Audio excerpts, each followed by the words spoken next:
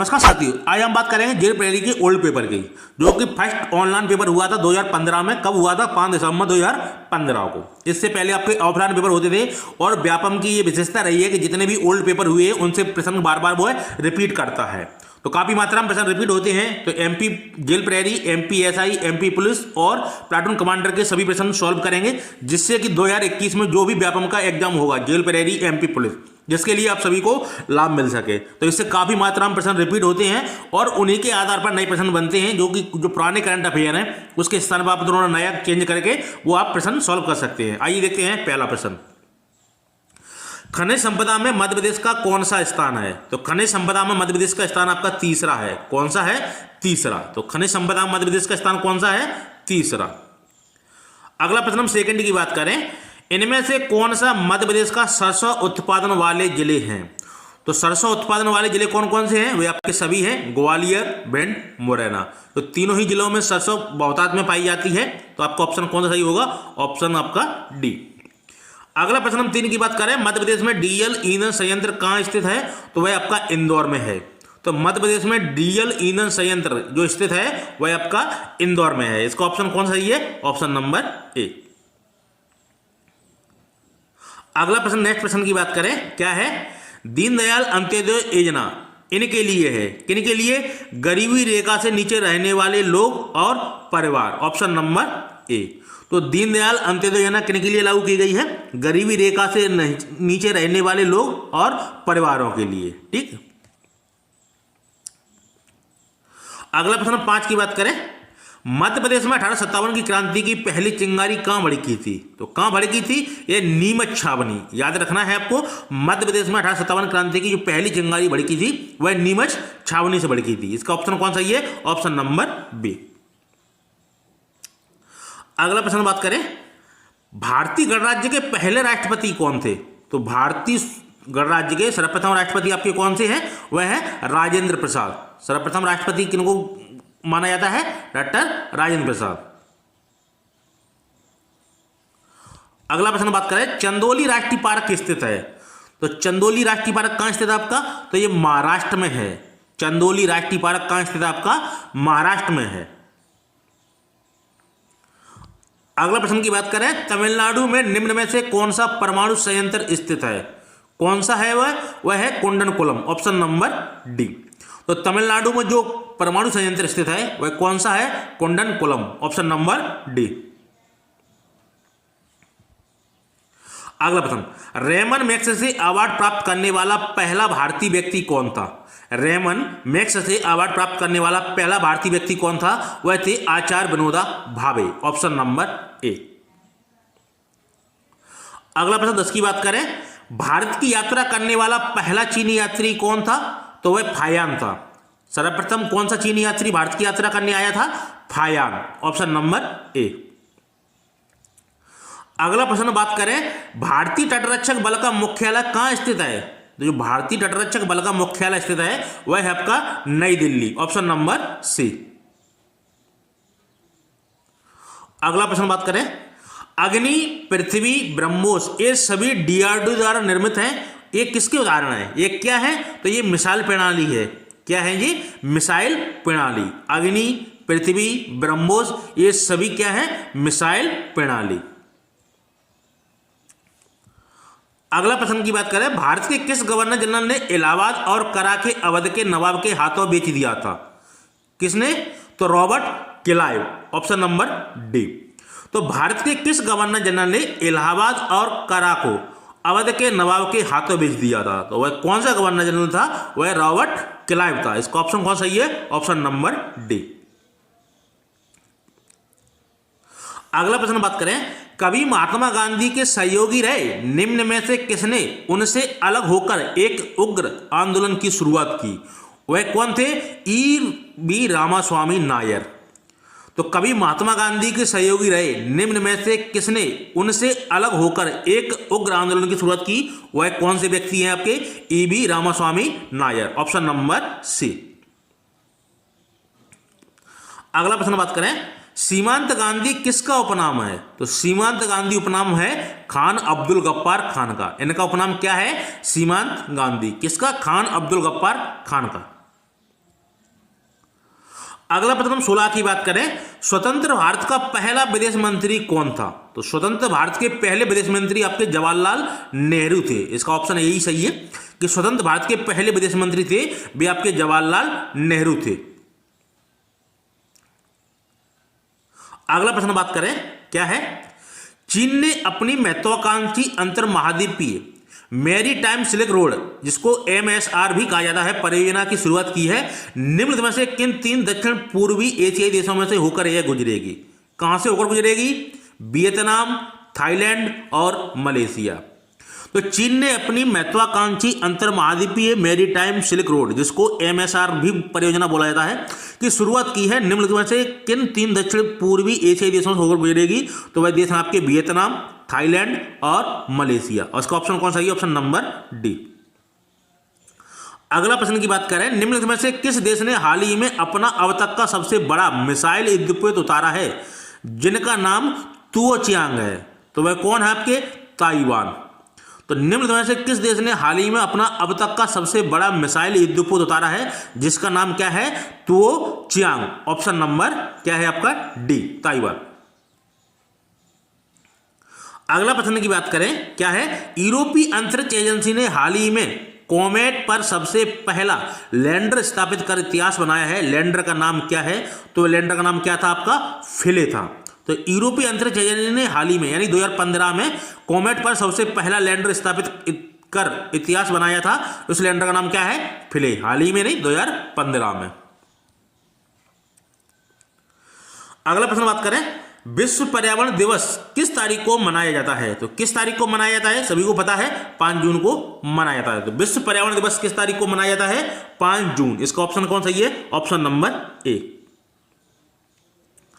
अगला प्रश्न हम 21 की बात करें, विश्व तंबाकू निषेध दिवस WNTD तंबाकू के सभी रूपों के उपयोग से जुड़ी स्वास्थ्य संबंधी जोखिमों को रेखांकित करता है और इसके इस्तेमाल को कम करने के लिए असरदार नीतियों की सलाह देता है। इस दिवस को कब मनाया जाता है? तो इस दिवस को मनाया जाता है 31 मई। Option number D. प्रश्न क्या है? विश्व तंबाकू निषेध दिवस तंबाकू के सभी रूपों के उपयोग से जुड़ी स्वास्थ्य संबंधी जोखिमों को रेखांकित करता है। कौन? WNTD। और इसके इस्तेमाल को कम करने के लिए असरदार नीतियों की सलाह देता है। इस दिवस को कब मनाया जाता है? तो ये 31 मई को मनाया जाता है, विश्व तंबाकू निषेध दिवस। बात करें, एशिया कप है तो सभी जानते होंगे एशिया कप क्या है? अंतर्राष्ट्रीय क्रिकेट प्रतियोगिता। तो इसको एशिया कप बोला जाता है। अंतर्राष्ट्रीय क्रिकेट प्रतियोगिता को क्या बोला जाता है? Asia cup. अगला प्रश्न बात करें, भारतीय निवेशकों को आकर्षित करने के लिए अमेरिकी द्वारा भारत में शुरू किए गए रोड शो का नाम है, क्या है? वह है select USA। Option number B. तो भारतीय निवेशकों को आकर्षित करने के लिए अमेरिका द्वारा भारत में 2015 में शुरू किया गया रोड शो का नाम क्या था? वह था select USA। Option number C. अगला प्रश्न बात करें 24 की, अग्नि ज्वालामुखी फायर वॉल्केनो फूटने की शुरुआत निम्नलिखित में से किस देश में हुई? ज्वालामुखी फूटने की शुरुआत किस देश में मानी जाती है? तो वह ग्वाटेमाला। Option number D. तो अग्नि ज्वालामुखी फूटने की शुरुआत निम्नलिखित में से किस देश में मानी जाती है? किस देश में हुई? तो वह है ग्वाटेमाला। ऑप्शन। अगला प्रश्न बात करें, अर्थशास्त्र में नोबेल पुरस्कार प्राप्त करने वाला पहला भारतीय व्यक्ति कौन था? तो वह कौन थे आपके? Amartya Sen. Option number B. तो अर्थशास्त्र में नोबेल पुरस्कार प्राप्त करने वाला पहला भारतीय व्यक्ति था, वह कौन थे? Amartya Sen. Option number B. अगला प्रश्न बात करें, 26 जनवरी 1950 से जब संविधान लागू किया गया तब भारतीय गणराज्य की वास्तविक संवैधानिक स्थिति क्या थी?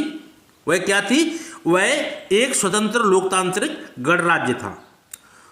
क्या था? एक स्वतंत्र लोकतांत्रिक गणराज्य। तो 26 जनवरी 1950 से जब संविधान लागू किया गया तब भारतीय गणराज्य की वास्तविक संवैधानिक स्थिति क्या थी? एक स्वतंत्र लोकतांत्रिक गणराज्य। Option number B.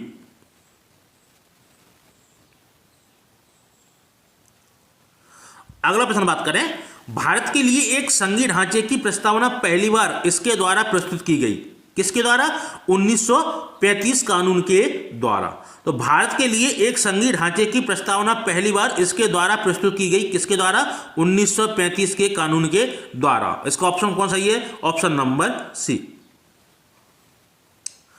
अगला बात करें, द कंपनी ऑफ वुमेन के लेखक कौन है?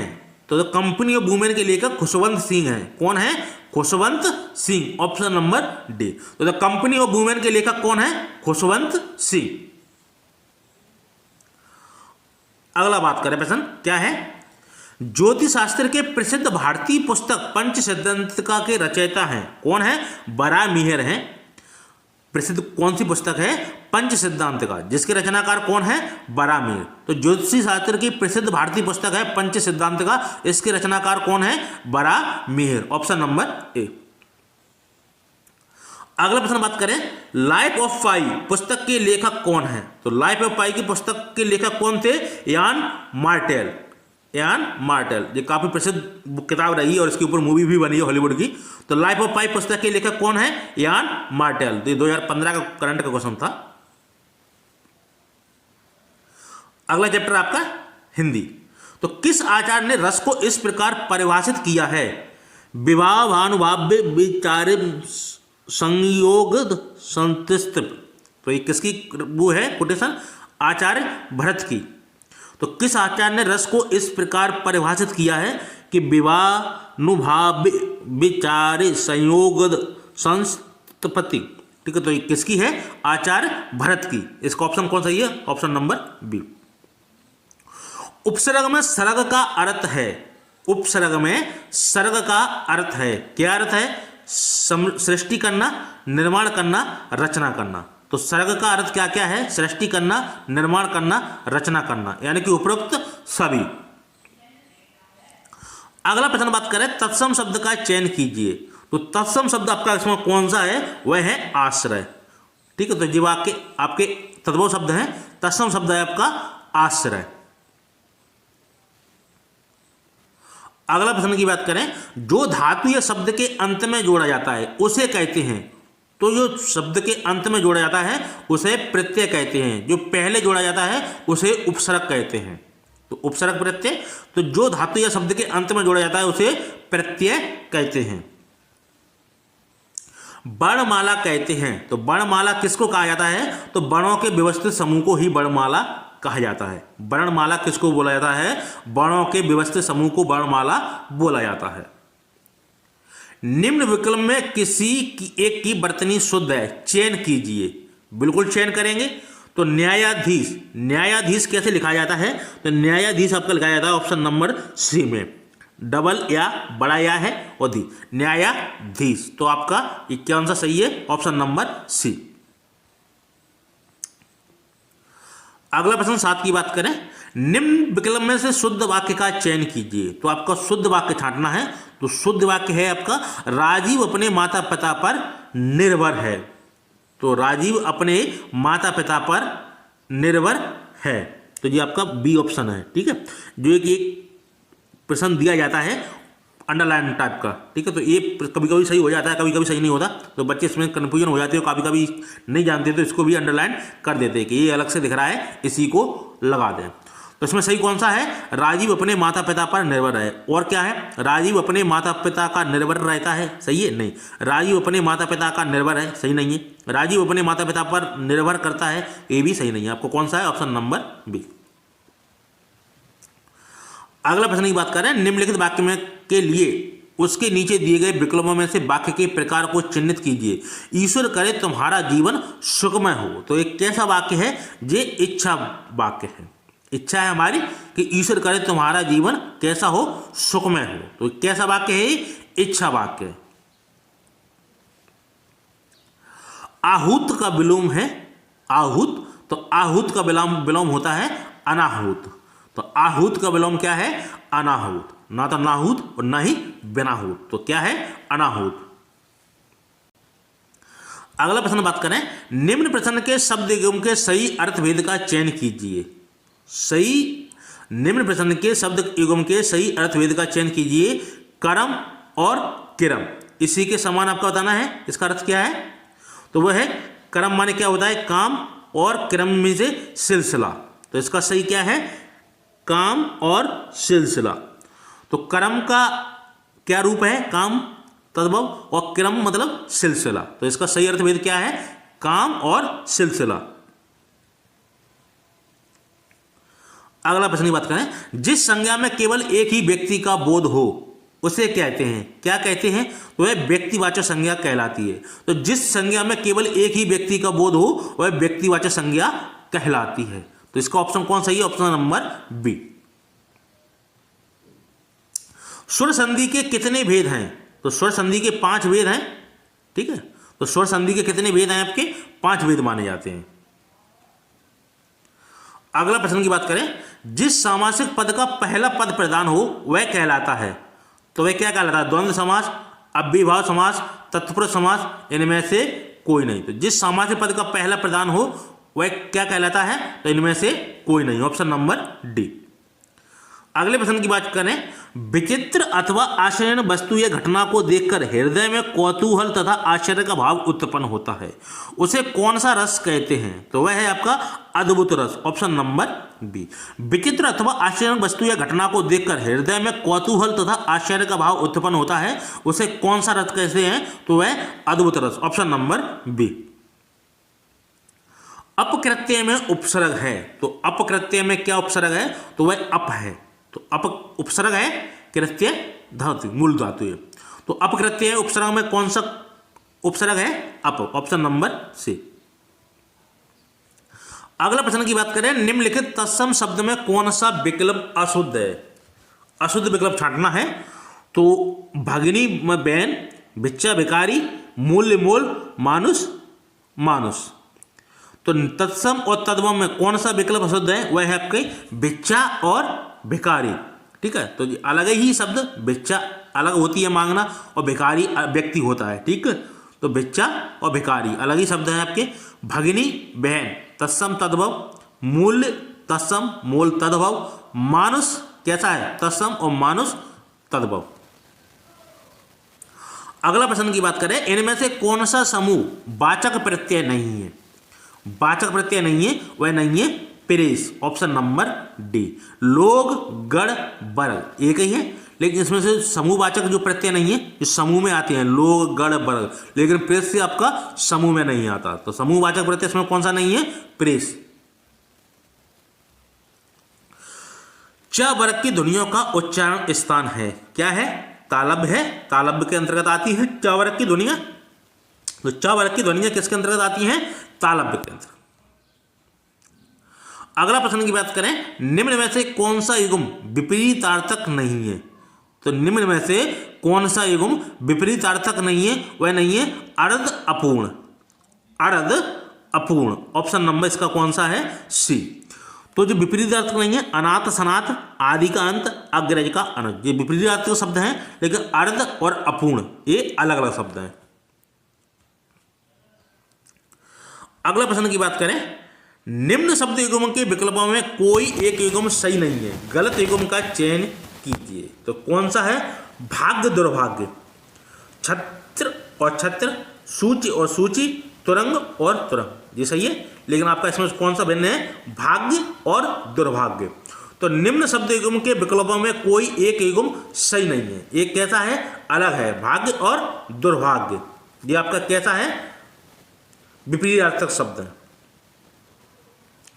सम प्लस कृति का संधि शब्द होगा, तो वो क्या होगा? संस्कृति होगा। क्या होगा? संस्कृति, ऑप्शन नंबर बी। तो सम प्लस कृति का संधि क्या होगा? संस्कृति होगा, और इनमें से कोई नहीं। विद्यादान का समास विग्रह है, तो विद्यादान का समास विग्रह क्या होगा? विद्या का दान, ऑप्शन नंबर बी। तो विद्यादान का समास विग्रह क्या है? विद्या का दान। अलंकार को काव्य की आत्मा कहा जाता है, किसका कथन है? तो किसका कथन है? आचार्य रामचंद्र शुक्ल का। तो अलंकार को काव्य की आत्मा कहा जाता है, किसका कथन है? आचार्य Ramchandra Shukla, option number D.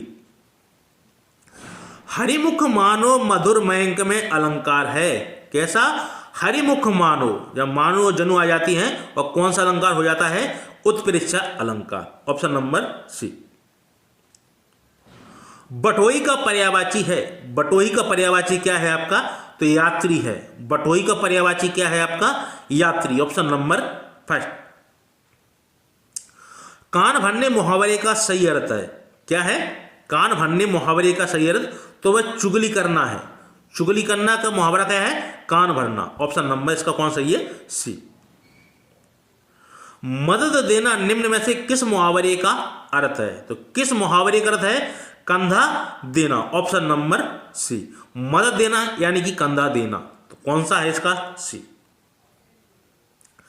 3 लोक से मथुरा न्यारी लोकोक्ति का सही अर्थ है, क्या है, जरूरत से ज्यादा बढ़ाई करना। तो 3 लोक से मथुरा न्यारी लोकोक्ति का सही अर्थ क्या है, जरूरत से ज्यादा बढ़ाई करना। लोहे के चने चबाना लोकोक्ति का सही अर्थ है, क्या है, घोर कठिनाई का सामना करना।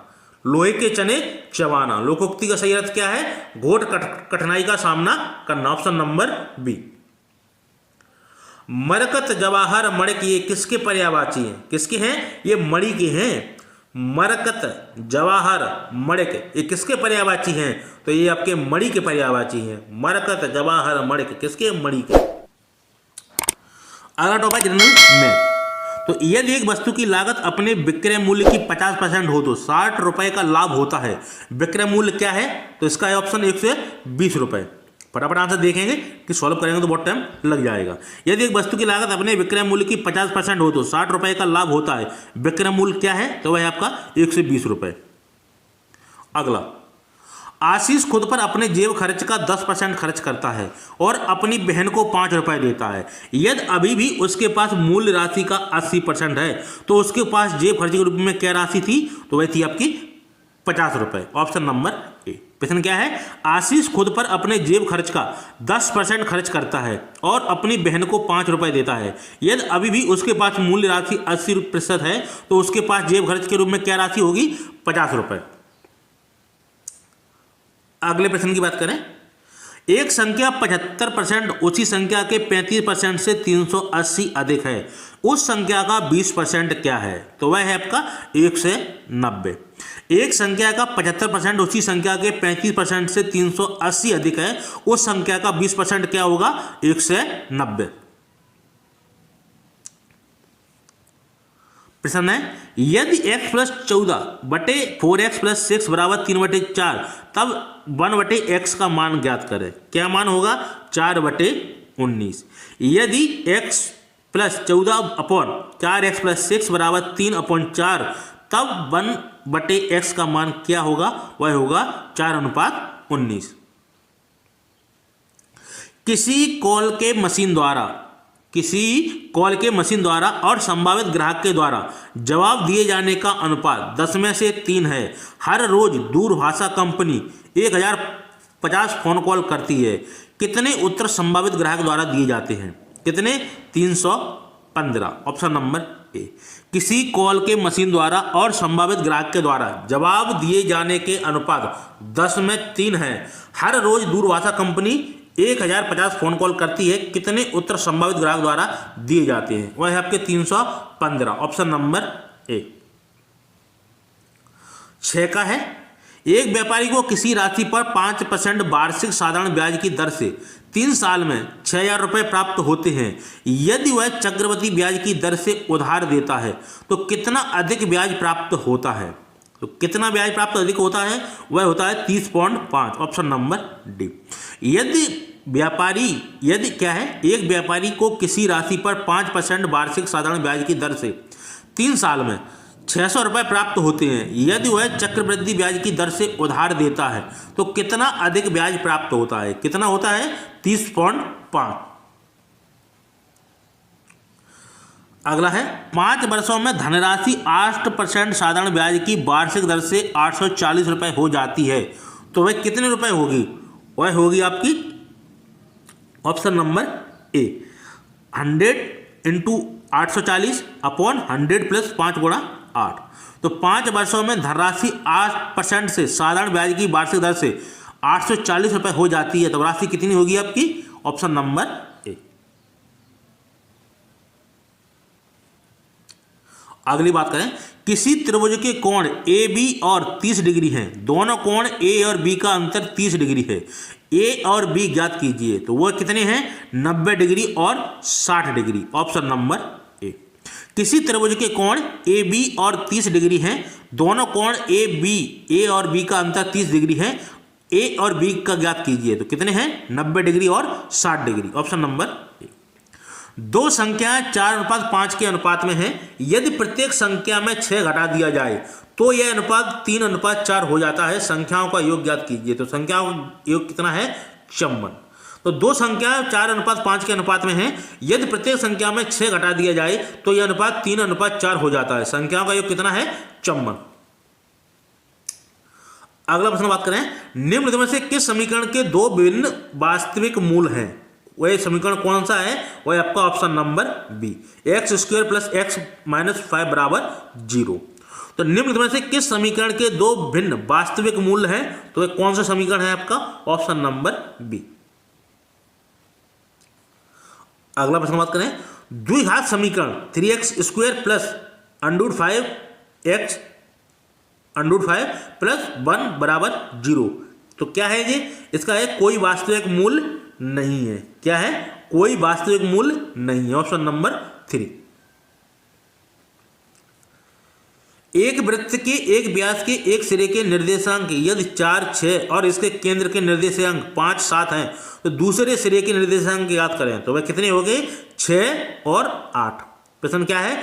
एक वृत्त के एक व्यास के एक सिरे के निर्देशांक यदि 4, 6 और इसके केंद्र के निर्देशांक 5, 7 हैं तो दूसरे सिरे के निर्देशांक ज्ञात करें, वो कितने होंगे? 6 और 8। प्रश्न है, यदि ABC, AB बराबर AC और AD BC तब क्या होगा आपका? AB बड़ा है AD से, AB बड़ा है AD से, ऑप्शन नंबर बी। अगला प्रश्न, एक त्रिभुज के कोणों का अनुपात 2:4:6 है, तब रेडियन में सबसे बड़ा कोण का मान होगा। क्या होगा? 2 रेडियन, π2 रेडियन, π/2 रेडियन। तो इसका ऑप्शन कौन सही है? Option number A, π/2 radian. तो एक त्रिभुज के कोणों का अनुपात 2:4:6 है, तब रेडियन में सबसे बड़ा कोण का मान क्या होगा? π/2 रेडियन। एक समबाहु त्रिभुज का क्षेत्रफल क्या होगा जिसकी ऊंचाई 2√3 सेंटीमीटर है? 2 पे घात कितनी है? √3 सेंटीमीटर है। तब क्या होगी? 4 पे घात √3 वर्ग सेंटीमीटर। तो इसका ऑप्शन कौन सही है? Option number D. तो एक समबाहु त्रिभुज का क्षेत्रफल क्या होगा जिसकी ऊंचाई 2 पे घात कितनी है? √3 सेंटीमीटर। तो इसका ऑप्शन कौन सही है? Option number D. अगला प्रश्न बात करते हैं, समचतुर्भुज का एक विकर्ण और परिमाप क्रमशः 24 सेंटीमीटर और 52 सेंटीमीटर है, अन्य विकर्ण है तो वे क्या है? 10 सेंटीमीटर। तो समचतुर्भुज का एक विकर्ण और परिमाप क्रमशः 24 सेंटीमीटर और 52 सेंटीमीटर है, अन्य विकर्ण है तो वो क्या है? 10 सेंटीमीटर, ऑप्शन नंबर सी। अगला प्रश्न की बात करें, दो वृत्तों के क्षेत्रफल 1:2 में है, यदि दोनों वृत्तों को वर्ग के रूप में मोड़ा जाए तो उनके क्षेत्रफलों का अनुपात क्या होगा? तो वह क्या होगा? 1:2 होगा। दो वृत्तों के क्षेत्रफल 1:2 में है, यदि दोनों वृत्तों के वर्ग के रूप में मोड़ा जाए तो उनके क्षेत्रफलों का अनुपात क्या होगा? 1:2, ऑप्शन नंबर ए। अगला प्रश्न 18 की बात करें, क्या है? दो पुरुष जो 32 मीटर ऊंचे टीवी टावर के विपरीत पक्षों में खड़े हैं, टावर की ऊपरी सिरे से क्रमशः 45 डिग्री और 60 डिग्री उन्नयन कोण बनाते हैं। तो दोनों पुरुषों के बीच की दूरी मीटर में ज्ञात करो। तो वह क्या होगी? वह होगी ऑप्शन नंबर ए, 32 कोष्टक में 1 + 1/√3। तो इसका ऑप्शन कौन सही है? ऑप्शन नंबर ए। प्रश्न क्या है? दो पुरुष जो 32 मीटर ऊंचे टीवी टावर के विपरीत पक्षों में खड़े हैं, टावर की ऊपरी सिरे से क्रमशः 45 डिग्री और 60 डिग्री उन्नयन कोण बनाते हैं। दोनों पुरुषों के बीच की दूरी कितनी मीटर में ज्ञात करें? तो कितनी मीटर होगी? 32 √1 + 1/√3। अगला बात करें प्रश्न क्या है? cos 18/sin 10 + cos 90 degree cos 31 degree का मान ज्ञात करें। क्या मान होगा आपका? तो इसका मान होगा ऑप्शन नंबर सी 2। प्रश्न क्या है? cos 80 degree upon sin 10 degree plus cos 90 degree cos 31 degree का मान ज्ञात करें। क्या मान होगा आपका? 2 निकलेगा, 2। अगला प्रश्न की बात करें, sine square 21 degree plus sine square 69 degree बराबर है, किसके बराबर है? तो ये 1 के बराबर है। ठीक है, तो sine square 21 degree plus sine square 69 degree किसके बराबर है? आपके 1 के बराबर है। इसका ऑप्शन कौन सही है? ए। अगला, पी की बराबर पी तब निम्न में से कौन सा सही है? तो क्या सही होगा आपका? इसका ऑप्शन सही होगा ऑप्शन नंबर ए। ठीक है, तो 21 का ऑप्शन कौन सही है? ऑप्शन नंबर ए। अगला प्रश्न की बात करें, संसद के 40% के सदस्य अंग्रेजी भाषा जानते हैं और 60% हिंदी जानते हैं। संसद के 15% सदस्य दोनों भाषाओं में जानते हैं और 45 सदस्य इन दो भाषाओं में से किसी को नहीं जानते। कितने सदस्य दोनों भाषा को जानते हैं? वह जानते हैं 45 सदस्य। प्रश्न क्या कह रहा है? संसद के 40% के सदस्य अंग्रेजी भाषा जानते हैं और 60% हिंदी जानते हैं। संसद के 15% सदस्य दोनों भाषाओं में जानते हैं और 45 सदस्य इन दो भाषाओं में किसी को नहीं जानते। कितने सदस्य दोनों भाषा जानते हैं? वह जानते हैं 45। ऑप्शन नंबर क्या है आपका? सी। अगला प्रश्न 23 की बात करें, यदि f कोष्टक में x बराबर 1/2 माइनस साइन 3x तब f10 का मान होगा। क्या मान होगा? 2/3। Option number B. तो 23 को ऑप्शन क्या होगा? बी। अगला प्रश्न, यदि f कोष्टक में x बराबर x माइनस 1 तब f0 होगा। किसके बराबर होगा? 1 के बराबर होगा। किसके? -1 के। ऑप्शन नंबर ए। यदि f(x) बराबर कोष्टक में -1 तब f0 होगा। क्या होगा? -1। अगला प्रश्न की बात करें, आसमान ऊंचाई के 7 छात्रों को एक क्रम में व्यवस्थित किया गया है। कितनी तरह से छात्रों को व्यवस्थित किया जा सकता है ताकि सबसे छोटा छात्र पहला हो और सबसे लंबा छात्र अंतिम हो? प्रश्न क्या कह रहा है? आसमान ऊंचाई के 7 छात्रों को एक क्रम से व्यवस्थित किया गया है।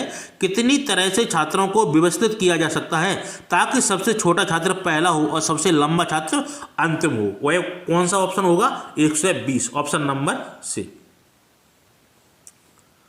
लाल और पीले पासों के पृष्ठों पर 1 से 6 तक अंक अंकित किए गए हैं। दोनों पासों को फेंका जाता है। क्या प्रायिकता है कि दोनों पासे के ऊपरी पृष्ठों पर समान अंक होगा? तो वह होगा 1/6। ये प्रश्न बार बार प्रश्न में पूछ लिया जाता है कि लाल और पीले पासों के पृष्ठ पर 1 से 6 तक अंक अंकित किए गए हैं। दोनों पासों को फेंका जाता है। क्या प्रायिकता है कि दोनों पासे के ऊपरी पृष्ठों पर समान अंक होगा? वह होगा 1/6। किसी बारंबारता वितरण का यदि माध्यम का और बहुलक क्रमशः 5 और 3 है तब माध्य होगा। क्या होगा? 9 होगा। किसी बारंबारता वितरण का यदि माध्य का और बहुलक क्रमशः 5 और 3 है तब माध्य क्या होगा? वह होगा 9। Option number C. प्रश्न क्या कह रहा है? यदि समांतर माध्य 3, 5, x, 8, 12 का x है तब x क्या होगा? तब x आपका 7 होगा। क्या होगा? 7। यदि समांतर माध्य 3, 5, x, 8, 12 का x है तब x क्या है? 7 है।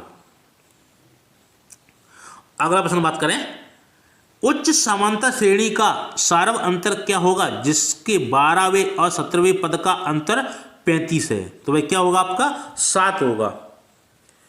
उस समांतर श्रेणी का सारव अंतर क्या होगा जिसके 12वें और 17वें पद का अंतर 35 है? तो वह क्या होगा? 7 होगा। Option number B. प्रश्न, यदि किसी समांतर श्रेणी के 6वें पद का 6 गुना उसके 12वें पद के 12 गुने के बराबर हो तो उसका 18वां पद होगा। क्या होगा? 0 होगा। 0। यदि किसी समांतर श्रेणी के 6वें पद का 6 गुना उसके 12वें पद के 12 गुने के बराबर हो तो उसका 18वां पद क्या होगा? 0 होगा। अगला जनरल साइंस प्रश्न क्या है? प्रकाश संश्लेषण अवक्रिया में प्रकाश ऊर्जा का मुख्य कार्य है। प्रकाश संश्लेषण अवक्रिया में प्रकाश ऊर्जा का मुख्य कार्य है, वह क्या है? जल के अणु को तोड़ने में, ये मुख्य कार्य है। प्रकाश संश्लेषण अवक्रिया में प्रकाश ऊर्जा का मुख्य कार्य क्या है? वह है जल के अणुओं को तोड़ने में। इसका ऑप्शन कौन सही है? Option number B. अगला प्रश्न सेकंड की बात करें, क्रेब्स चक्र संपूर्ण होती है, किसमें होती है? माइटोकॉन्ड्रिया में होती है। Option number D. क्रेब्स चक्र संपूर्ण होती है, किसमें होती है? माइटोकॉन्ड्रिया में। Option number D. पृष्ठधारी पर्ण में बाष्पोत्सर्जन दर होती है, प्रश्न क्या कह रहा है? पृष्ठधारी पर्ण में बाष्पोत्सर्जन दर होती है, क्या होती है? निचली सतह पर अधिक होती है। पृष्ठधारी पर्ण में बाष्पोत्सर्जन दर निचली सतह पर क्या होती है? अधिक होती है। वृक्क की निस्पंदन इकाई क्या है? वृक्क की निस्पंदन इकाई क्या है? वह है आपकी ग्लोमेरुलस। क्या है? वृक्क की निस्पंद इकाई क्या है? ग्लोमेरुलस। ऑप्शन नंबर क्या है आपका? बी। कपाल तंत्रिकाएं संख्या में होती हैं, कितनी होती हैं? 12 होती हैं। कपाल तंत्रिका संख्याएं में होती हैं, कितनी होती हैं? 12 होती हैं। आलू किससे वृद्धि करता है? आलू किससे वृद्धि करता है? तो आलू वृद्धि करता है तनावयुक्त कंद की काट से। तनावयुक्त कंद की काट से। तो आलू किससे वृद्धि करता है? तनावयुक्त कंद की काट से। अगला प्रश्न बात करें, मेंडल ने मटर के पादपों में कितने प्रकार की विषम लक्षणों को निर्धारित किया था? कितने? 7। मेंडल ने मटर के पादपों में कितने प्रकार के विषम लक्षणों को निर्धारित किया था? कितने? 7। Option number C. अगला प्रश्न की बात करें, कौन सा पुनर्चक्रित अपशिष्ट है? कौन सा पुनर्चक्रित अपशिष्ट है? वह है आपके कागज, फटा कपड़ा, धात्विक व प्लास्टिक अपशिष्ट, यानी कि उपरोक्त सभी जो क्या होते हैं? पुनर्चक्रित में रूप धारण कर लेते हैं। तो कौन सा पुनर्चक्रित अपशिष्ट है? कागज को पुनर्निर्माण किया जा सकता है, फटा कपड़ा और धात्विक व प्लास्टिक अपशिष्ट, उपरोक्त सभी।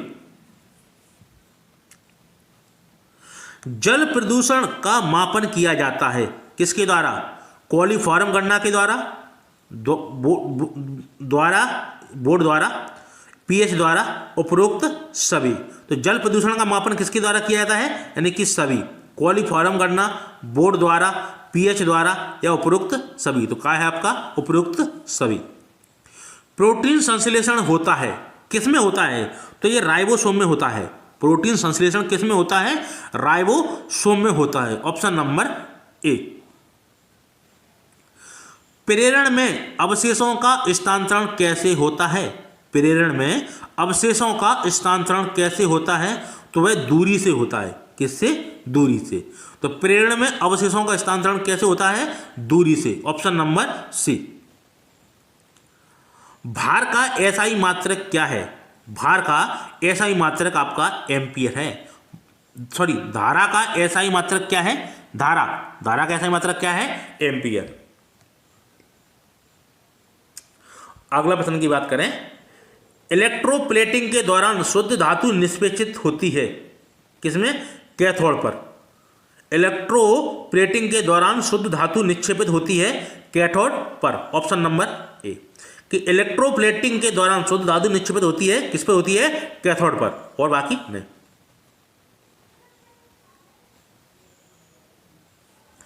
अगला प्रश्न, निम्न में से कौन सा कथन सही है? कौन सा कथन सही है? देखते हैं। धातु अच्छे चालक नहीं होते। कुछ चालक अन्य चालकों की तुलना में अच्छी तरह ऊष्मा का चालन करते हैं। दो धातुओं के संपर्क में नहीं होने पर भी ऊष्मा एक धातु से दूसरे धातु तक चालित हो सकती है।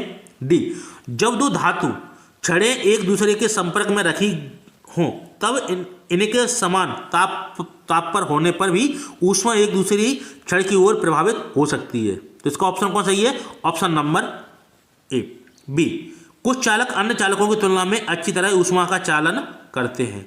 तो निम्न में से कौन सा कथन सही है? वह है ऑप्शन नंबर बी, कुछ चालक अन्य चालकों की तुलना में अच्छी तरह ऊष्मा का चालन करते हैं। बिल्कुल सही बात है।